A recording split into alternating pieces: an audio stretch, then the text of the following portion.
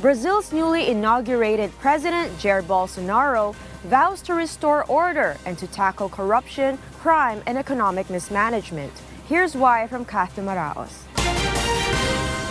President Jair Bolsonaro, a former army captain turned lawmaker who openly admires Brazil's 1964 to 1985 military dictatorship, promised in his first remarks as president to adhere to democratic norms after his tirades against the media and political opponents had stirred unease.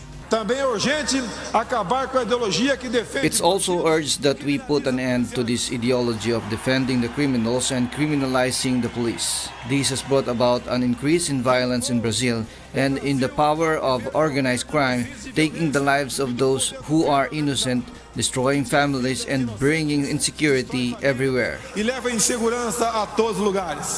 A seven-term congressman who spent decades on the fringes of Brazilian politics, Bolsonaro was swept to power in October by voters outraged with traditional political parties, making him Brazil's first right-wing president since the dictatorship. Voters punished mainstream parties following more than 4 years of grave investigations that laid bare the largest political corruption scheme ever discovered.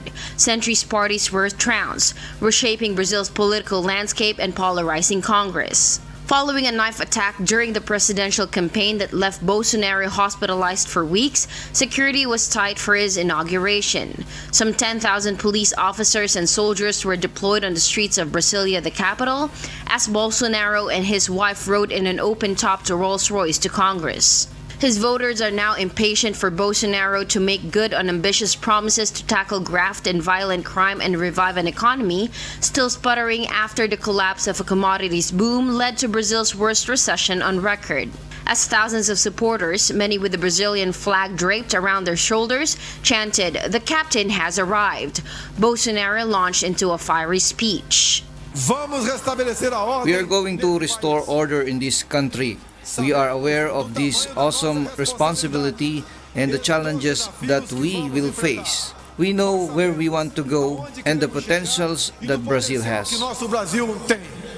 Kat Dumaraos, UNTV News and Rescue.